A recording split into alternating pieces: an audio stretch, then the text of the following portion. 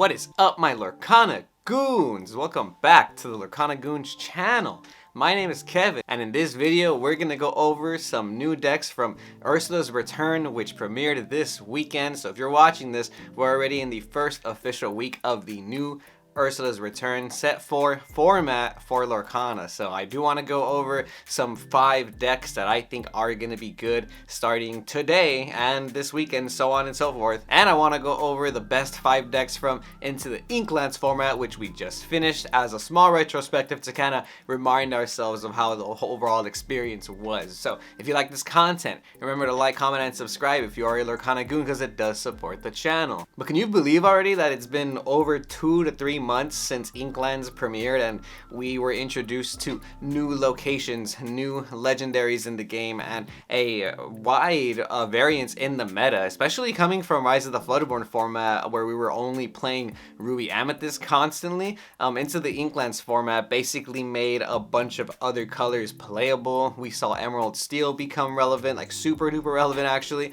We saw Blue Red Popsicle become one of the best decks. There was a decent amount of tournaments this format, and this was the first time that we were introduced to the official organized play structure for Lorcana, which gave us the set championships. So this was our very first format for set champs, and I think that was pretty rewarding. I think it was pretty cool. I'm glad we had a set champs for this format instead of something like Rise of the Floodborn format where it was like 90% Ruby Amethyst at locals, whereas in this meta, like, you really had to make some meta call decisions on, am I gonna play Ruby Amethyst because I think there's not gonna be a lot of Emerald that day, or am I gonna play something a little more aggressive because I think this locals is playing a lot of Sapphire decks or something. So also, let's not forget about the hype when Inklands first launched. The week of, card prices were ridiculous because people were saying that the Beast OTK combo with Sheriff of Nottingham and Bayou was overpowered and it was the best deck, and then the Jafar was super overhyped in the beginning of the format. All these cards went from being $40 legendaries all the way to $10 to $5 legendaries. As the format progressed, we slowly realized that the hype was real and there was a little bit more nuance to the format than just these like wild burst combos. And I say this because I want us to remember in the future of Lorcana that when new cards come out and new sets come out and we haven't practiced them yet or we haven't applied them to the actual format, there's always going to be hype with new cards or a new deck or something. Oftentimes I feel like the meta trends dictate the card prices and cause them to shoot up in a crazy way. And then, you know, right now we're kind of in that zone with the new URSULA'S Return format. There's some hyped cards, but I do want to go over some interesting color combinations and decks, but we'll go over that at the end. But first, the #1 deck from Into the Inklands that I personally think was the #1 deck. This is gonna have to go to Ruby Sapphire Popsicle. Now, why do I think it was the #1 deck personally? I just feel like this was the most represented deck in the format. Whether or not it was the best, you know, that's a matter of conversation and opinion, and sometimes even a matter of matchup. But overall, I felt like this deck was just widely represented throughout the entire format.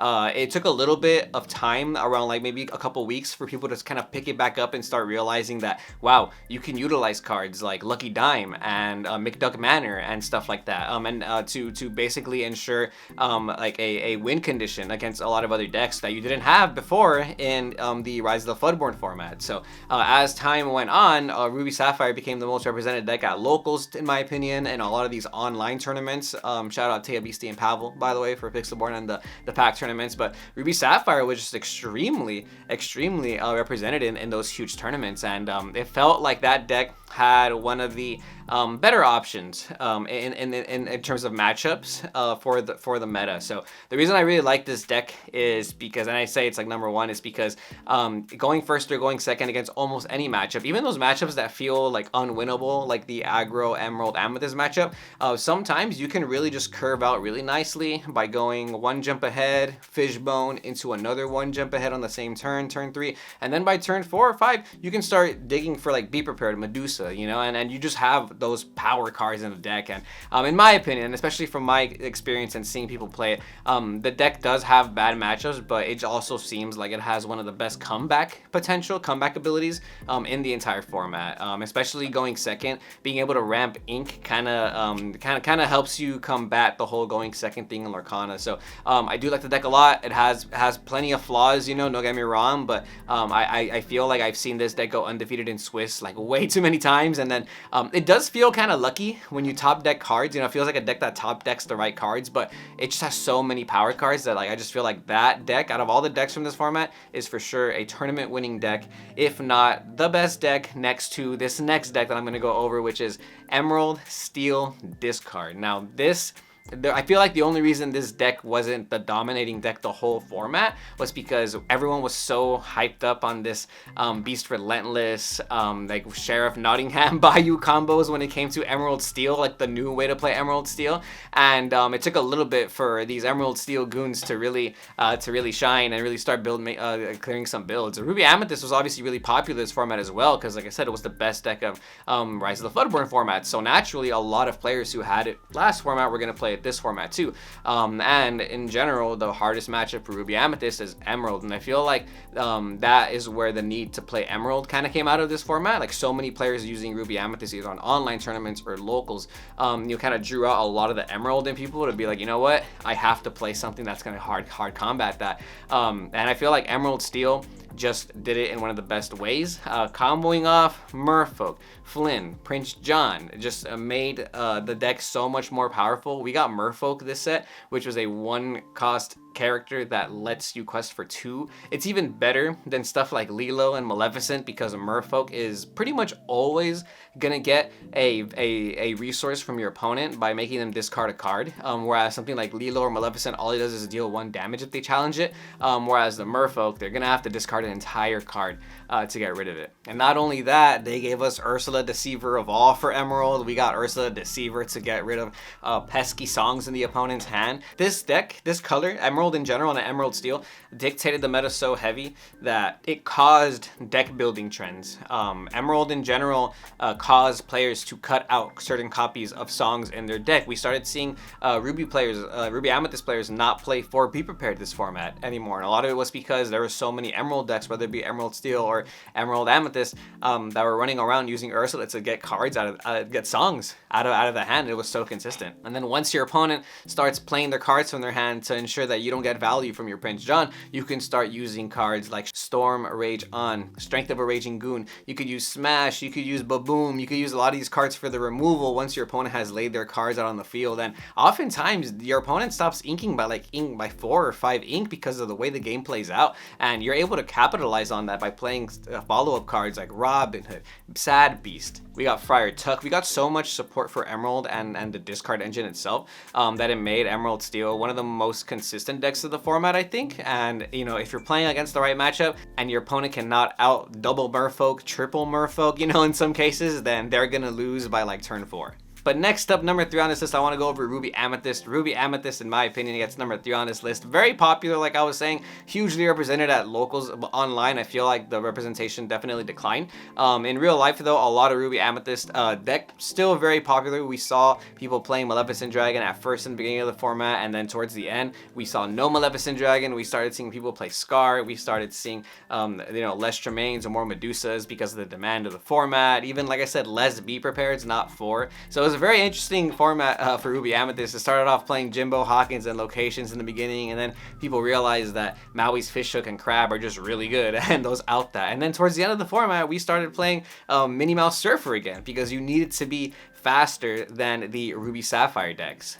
Especially when Ruby Sapphire decks were starting to add burst into their deck. They were playing Lucky Dimes at 2, 3. They started playing Bell so that they can start gaining the lore from Lucky Dime. Once that started happening, or McDuck Manors, you know, once that started happening, you really had to have a lot quicker outs in Ruby Amethyst to combat the Ruby Sapphire decks, or Sapphire decks in general. So it's like super good, right? But it's also super fair, this format. I feel like it didn't have any like super crazy good matchups against any other color combination, but it also didn't have any like horrible bad matchup. So I felt like it was a very safe deck. Personally, one of my favorite decks. Might play it for the Lorcana Challenge in Atlanta. I'm not sure yet though. Speaking of Amethyst, we need to include Emerald Amethyst in this list. Emerald Amethyst was one of the most hyped decks, I think, coming into this format. In the very beginning of the format, I think we saw it take first place in a lot of tournaments, being able to utilize the combination of Merfolk, Flynn, and then following that up with crazier cards like Maleficent Sorcerers, Goats, Castles. It's just such a fast deck, and it gains lore so rapidly that before you know it, they're already in like Goat range, which is like 13 lore in my opinion, and they can start winning by just playing Goat back to back. They set up some castles. That deck, super powerful, super tilting to play against, and in my opinion, super difficult to play. To the top of its. Super difficult to play like in a competitive scene, like to the best of its capability. Like I feel like you have to be a certain type of player to pilot Emerald Amethyst correctly, you know, but I think it's a very rewarding deck when you do.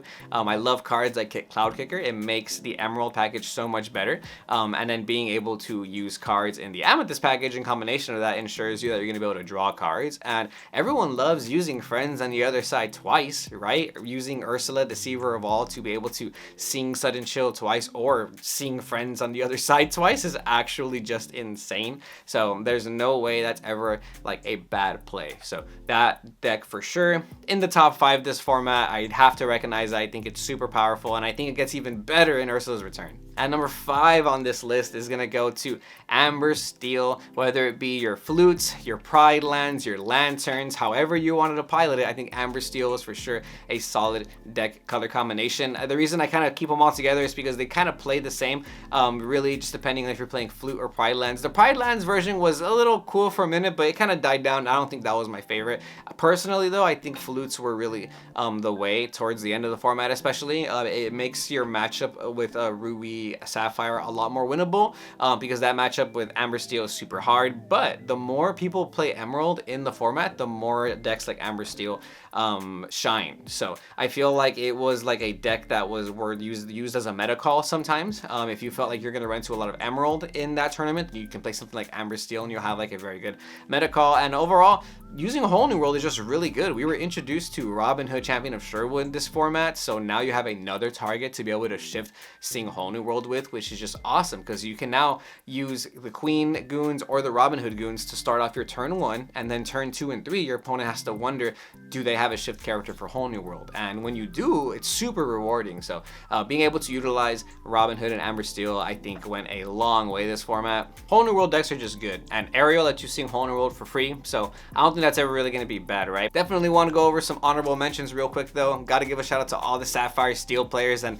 you know, the Sapphire Steel representation. Definitely a top deck in the format, don't get me wrong. I just feel like because a lot of people were not playing this deck, we did not get to see it shine all the time to the highest of its potential. But I still think it was a very strong deck in the format. I just wouldn't put it in the top 5 personally. And Amethyst Steel as well. Amethyst Steel did a lot this format, whether it be the random Jafar decks that were kind of topping and winning events in the beginning of the format that kind of died out. But towards the end of the format, we started seeing some tempo Amethyst Steel lists really hit heavy. We saw, I believe, Zach Bivens win a tournament with like an aggro Amethyst Steel list, which was really cool. And after that, we started seeing Jafar kind of make a little bit of a comeback towards the end too. So I do think Amethyst Steel is a very powerful color combination in this format, because again, you can play 2 different ways. But the first type of deck I want to go over that you're probably gonna see at locals or online starting this week as Ursula's Return makes its debut to Lorcana is gonna be Ruby Sapphire. Yep, Ruby Sapphire, in my opinion, was the #1 deck of the last format, and I don't know if it's going to be the #1 deck of this coming format, but it's definitely going to be a good contender, especially if you're playing a list like this that's playing cards like Ice Block. Ice Block is a new Sapphire item that's uninkable. It's a 1 cost, and it has an ability to exert and lower the strength of an opposing character by 1. It's actually chosen character, so you can even do your own character if you really wanted to. It's actually chosen character, so you could do your own character if you really wanted to. And as you can see, we're using that early removal that I was talking about in this Ruby Sapphire combination with this new Sisu. The new Sisu is a 3 uninkable character that has evasive. It's a 1/1 stat line, but the ability is so good. When you play the character, banish chosen opposing character with 1 strength or less. So in the mirror match, you can just pop their Flavor Shem now. It's actually wild. And yes, you know where I'm going with this. You can combo this off with the ice blocks that I just finished talking about to manipulate your opponent's strength and start using cards like Sisu to banish the opposing characters. So if you have 2 ice blocks on board and your opponent has like a Madam Mim Snake, for example, you can use both ice block abilities, make their Madam Mim Snake 1 strength, then you play a Sisu, their Madam Mim Snake is gone. Now imagine doing that when you have 3 ice blocks on board, etc, etc. Imagine doing that when you have Medusa in hand and you want to lower the strength of an opposing character so that it's in Medusa range. Some other cool cards in here like Brawl. Brawl is going to be a 3 inkable item that's basically going to let you out early game problem cards. So you don't have to play the Queen with Rush anymore. You can now play Brawl instead. It's a lot better. It basically banishes a chosen character with 2 strength or less, so you can banish your own character if you really wanted to for whatever reason, but ideally you want to be able to banish the opposing Flavorshams, the opposing URSULA'S Deceivers, or anything problematic, maybe an Ariel as well. So Brawl has a lot of targets, so I can see why you want to play 4 Brawl. And then there's even the new Shift Sisu, which I think makes Ruby very powerful. Imagine... basically this card is going to be able to wipe your opponent's board. You play this card and you banish all characters on the opposing side with 2 strength or less. And yes, just like I finished going over, if you have Ice Block on board, you can use Ice Block to manipulate the strength of your opponent's characters and hopefully put them in that Sisu range. This Sisu is also shiftable, so you can play this on turn 6, which is actually just wild because your evasive Sisu is on turn 3, and that'll probably stay on board for a cool minute. And the Sisu quest for 3, so that's like a huge boost for Sapphire and Ruby, because a lot of times you want like characters that quest for 3. We were playing Gaston for such a long time, but now you can use this in the later game to get some value off Lucky Dime as well. And like I mentioned, Scuttle, 2 ink character, you can play it on turn 2, look for an item, so if you're ever digging for your fish bones, your popsicles, that's gonna definitely come in handy. But I think this is probably the way you're gonna see people play Ruby Sapphire right now. I've been seeing some content creators make decks or make videos online already with the Ice Block combo. Even if you're not playing Ice Block combo, you're still using those early new Ruby cards as removal, like Brawl and Sisu, to be able to clear any problematic cards in the early game, which was Ruby Sapphire's toughest, biggest problem last format. And now you have cards for that. You don't have to play like lame cards like the Queen with Rush. Next up, I need to go over Emerald Steel, because there's some crazy Emerald cards that we're getting in Ursula's Return, starting with Diablo. The new Diablo Floodborn Shift character is actually one of the best cards in the set, if not the best card in the set, right? Don't let that sway you from making or deciding what deck you want to play, but I just think the card is actually nuts. It's going to force us to play a lot of evasive characters, a lot of outs to early game. Basically what this Diablo does is you're going to draw cards whenever your opponent draws cards if this evasive Diablo is exerted. And the fact that it's a 3-cost shift character means that you can play it on turn 3, you could even shift it early on turn 2 and combo it off with Bucky like you're seeing in this list. So this is what I think you're going to see Emerald Steel kind of look like in this coming format. We have some new cards like the Pegasus. This is a 1 inkable Emerald card that has evasive. It's a 1/1/1. It's basically Pascal, but even better for Emerald, because you don't need to have that stipulation of having another character on board. This character is always going to have evasive, and we have a shiftable character. It's a Floodborn Pegasus that's going to have a 5/3/3 stat line, and his ability is pretty nice too. When you shift him, all your characters get evasive until the start of your next turn. But like I'm saying, Diablo, one of the best cards in Emerald right now. Some people playing an Emerald Steel in a variety of copies or amounts. Maybe you're playing 4, maybe you're playing 1. Either way, it's still a great card. You're going to be able to draw cards in Emerald now without relying on a Prince John combo. There's a couple other 3-drop characters that are Floodborn now that are coming in Ursula's Return. So if you are already playing the Bucky version of Emerald Steel, the new Floodborn characters are going to give that extra boost of utility, because now you not only have something like Donald or whatever for turn 4 Floodborn, but you can use even the new Aladdin and Diablo on turn 3 after you play your Bucky on turn 2 to trigger your Bucky's Floodborn ability. But yeah, Emerald Steel I think is still going to be making huge waves this coming format, and Emerald in general, very popular right off the bat is what I can notice, because cards like Diablo, Pegasus, even we don't talk about Bruno, are just super hyped but also super good. So for a valid reason do I see this all the time, either at locals or on ladder now. But speaking of Emerald cards, I want to go over our 3rd deck list type today. It's going to be Emerald Amethyst, which I think might be one of the best decks this coming format, especially because like I said, we have Diablo. We have everything you need now in Emerald Amethyst. We have extra draw power, we have evasive characters to add more pressure on turn 1 like the Pegasus and the shiftable Pegasus. If you really wanted to, you can add the Blue Fairy to capitalize on the Floodborn characters you're playing, or even something like Bucky, but I don't think you need to go that route. For the most part though, Emerald Amethyst is going to do what it does best by having a very aggressive opening game and capitalizing on its tempo. There's also a new Shift Ursula for Amethyst, which means you can potentially play that in Emerald Amethyst as well, and I think that Shift Ursula is really strong. It's a Shift 5 character, quest for 3, which is just really heavy, especially in a deck like Amethyst Emerald, right? And you're already playing the Ursula Deceiver of all as your shiftable targets. And you can even take it a step further and play the new 2-drop Ursula, which is going to basically serve as a 3-strength character, something sometimes when you need it. Kit Cloud Kicker is going to be really relevant because you're going to want to use Kit to bounce the opposing Diablos sometimes. And then Cricky. Can we talk about Cricky? Because Cricky's so good in Emerald Amethyst. A lot of Emerald decks in general, I think, might start playing Cricky. It's a 5-drop inkable character that'll give your characters 3 strength that turn. I think that's actually wild. That's kind of what Emerald needed, like a way to out locations or a way to out like bigger characters in a way that'll get you good value and good trading. And Cricky does that for you. So I think Cricky's going to be a huge impact card in a lot of the Emerald decks, at least in the beginning of the format. And since Emerald now has, we don't talk about Bruno, that kind of serves as its own like one-shot removal. It's kind of like Let It Go, Dragonfire to an extent. Oftentimes in that matchup, your opponent might not have any cards in their hand, so when you use Bruno on one of their opposing cards, they're not going to have anything else to discard, so you're always going to discard that same card. Even sometimes the randomization factor is going to make a huge impact on the game state. Sometimes you'll hit a character like a Flavor Stem or something, and then your opponent wants to beat prep you next turn. They bounce the Flavor Stem, it gets shuffled, you discard a random card, and if you hit their beat prep, you know, if they were saving that, it's going to throw them off curve, throw them off their game plan. So that can happen a lot with Bruno too, which is really cool.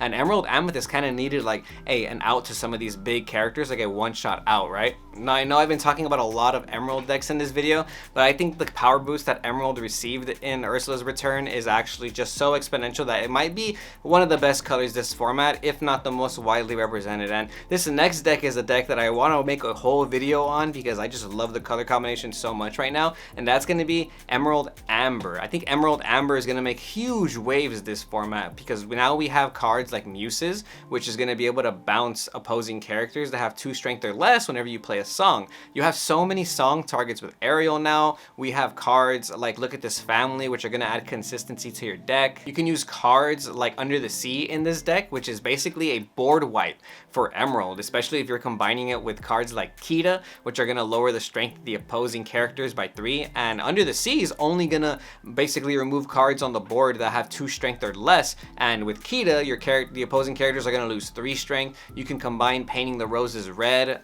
with that combination as well. You can use Ursula, Deceiver of All, to sing some of these songs twice. Don't know why you need to sing Under the Sea twice, but you definitely want to sing Look at This Family twice. And speaking of Amber, I do think Look at This Family is very powerful, not only in Emerald Amber, but in general. I think Amber gets a very big boost because of Look at This Family. But I really like Emerald Amber right now. There's a couple of ways to play it. You're basically playing a song control tempo deck.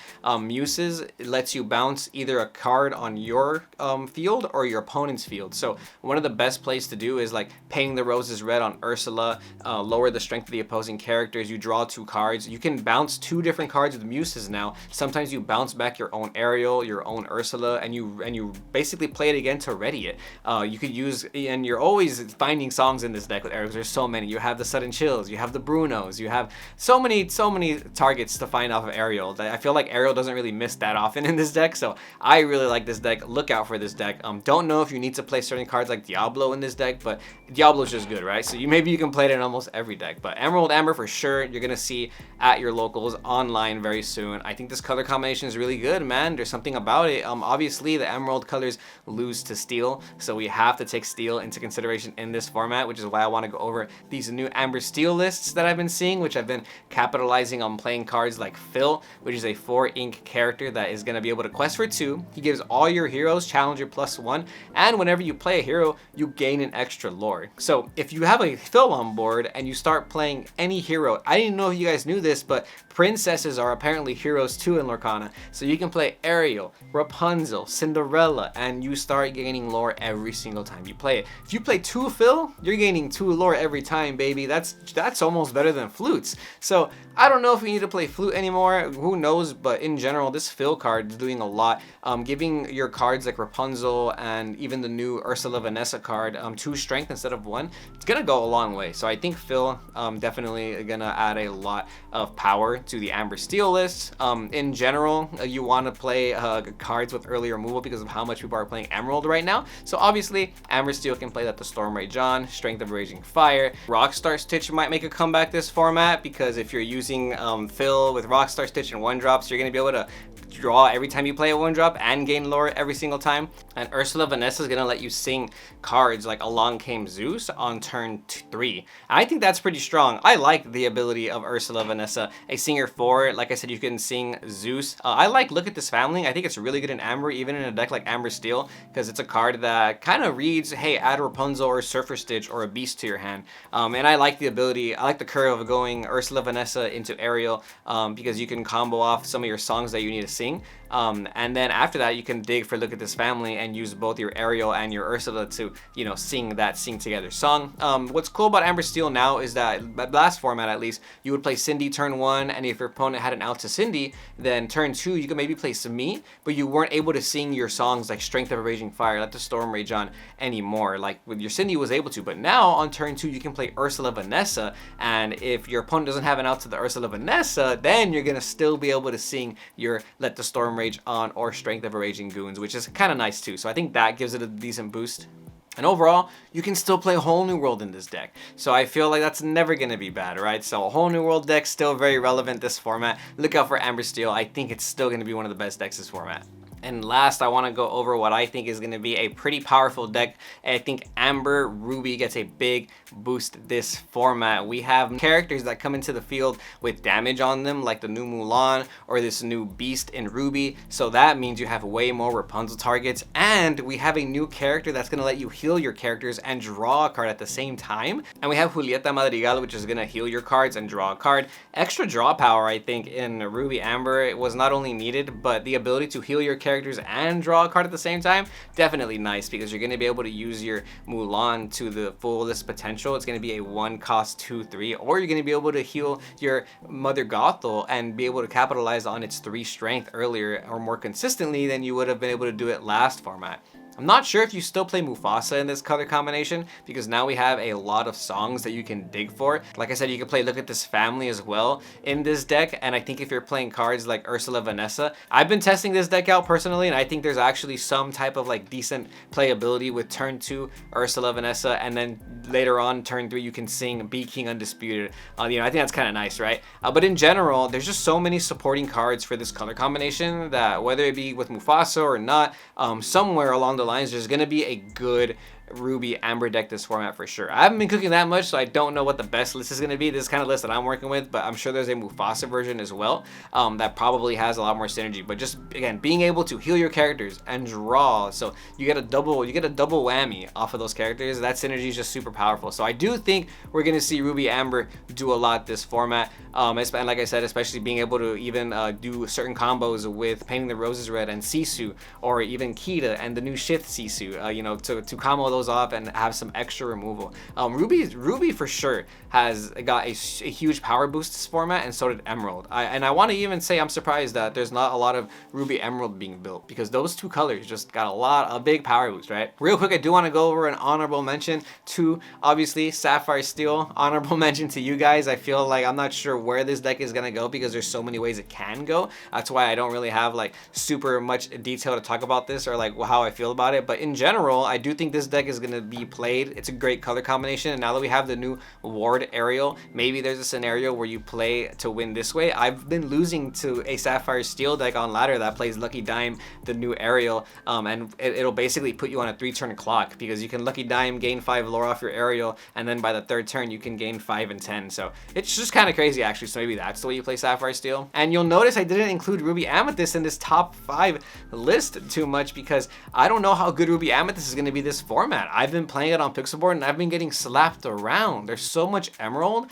but not just that, it feels like other decks finally caught up to how fast Ruby Amethyst was, and it kind of feels like the way we were playing it last format might not be the way. So either maybe I don't have any good builds, this is how I've been trying it out and I've just been losing. So if you guys have a good Ruby Amethyst list, please let me know how you guys have been doing it. But you know, I don't know, this deck, I love the color combination, but I just don't know where it's going to end up this coming format. So I'm not sure how confident I am that you'll see it you know, in the next couple of weeks. But the other decks I mentioned, you'll for sure see, and you'll probably see similar lists to the ones you see here. But be on the lookout for all these cards that are now live in the metagame. Ursula's Return is available at the local game stores right now, and on May 31st, it's going to be available at the big box retailers like Target or Hot Topic and all those places. So in the meantime, there's going to be a lot of hype. We're going to see card prices go up and down as the meta starts to establish itself. But if you have a deck that you've been cooking and you're pretty confident, you know, maybe start picking up those cards right now, because you might be sleeping on the best deck, assuming you have events coming up as well, you know.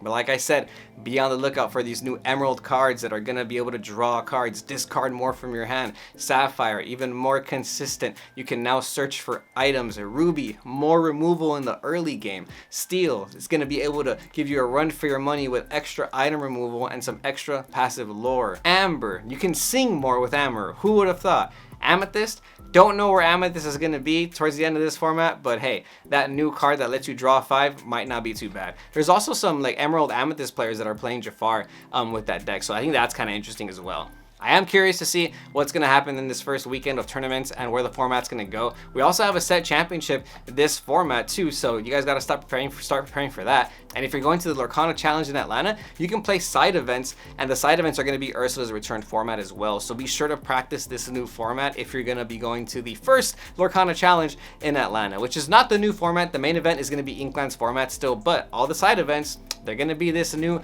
Ursula's Return format. So you guys better start practicing.